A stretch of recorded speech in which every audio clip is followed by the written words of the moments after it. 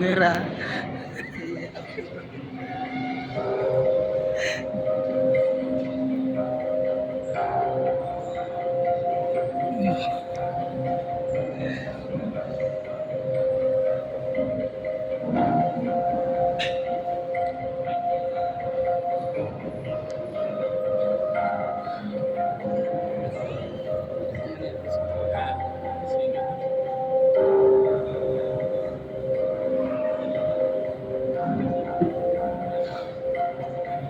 పొంగితే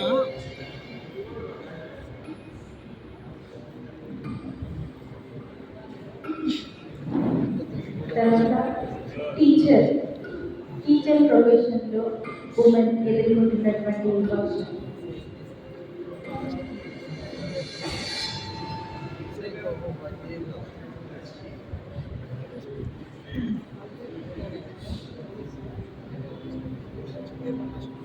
విద్యార్థుల జీవితంలో తీర్చిదిద్ది గౌరవమైనటువంటి పదవిలో ఉన్న టీచర్ల పరిస్థితిని మనం చూద్దాం.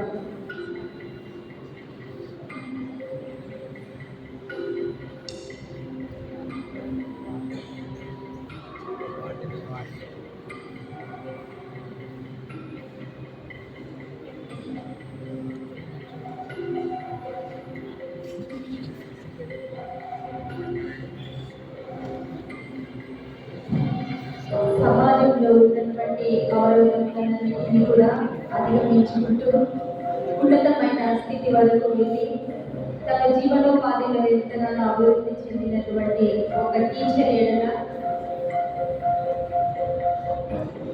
హెడ్ మాస్టర్ గారి యొక్క ప్రవర్తనను చూస్తూ ఉంటున్నాం.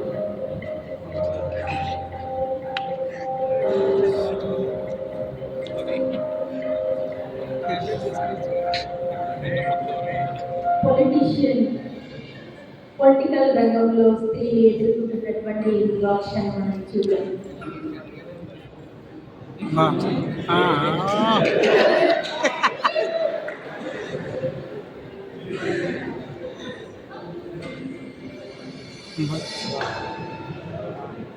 ఇంటిని చక్కబెట్టి ఆడవారు ప్రజల యొక్క సమస్యల తరపున పోరాడేటువంటి రాజకీయ నాయకురాలుగా పనిచేసేటువంటి తాను పనిచేస్తున్నటువంటి వ్యక్తుల కోసం తాను పనిచేస్తున్నటువంటి స్థలంలో ఉన్నటువంటి మేల్ జెండర్తో తాను ఎదుర్కొంటున్నటువంటి వివక్షను మనం చూస్తాం.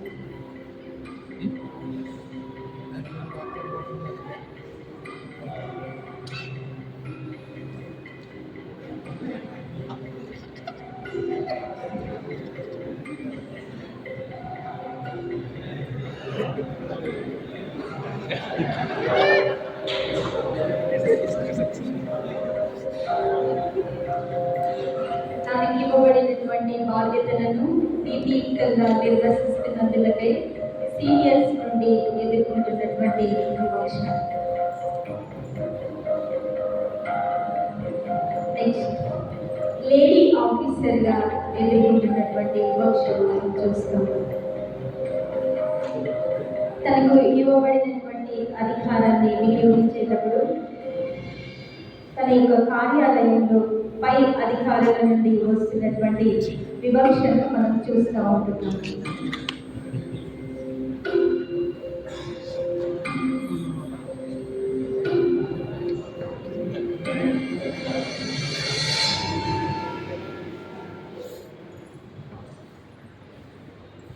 తర్వాత లాయర్ ప్రొఫెషన్లో స్త్రీలు ఎదుర్కొంటున్నటువంటి వివక్ష.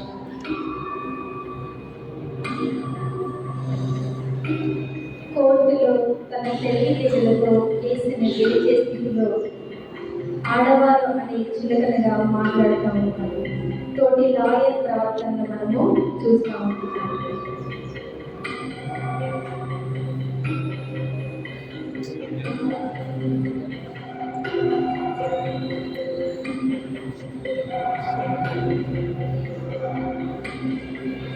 కేవలం ఉన్నతమైనటువంటి పదవులలో వృత్తులతో ఉన్నవారు మాత్రమే కాకుండా గృహిణిగా ఒక స్త్రీ ఎలాంటి వివక్షను హింసను ఎదుర్కొంటుంది అనేటువంటి సంఘటనగా ఇప్పుడు చూడబోతున్నాము.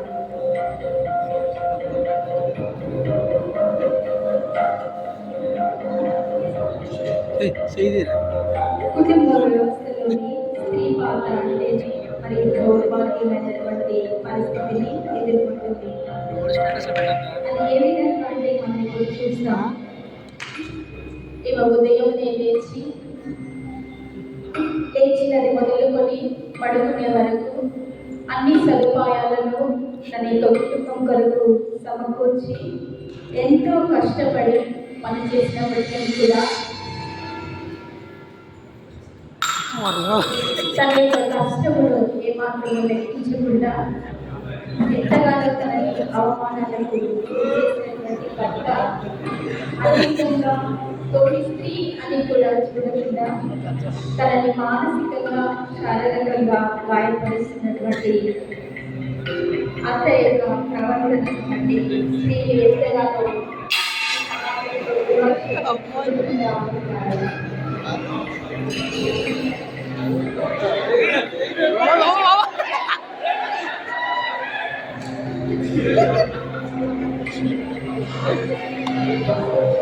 Ôi wow.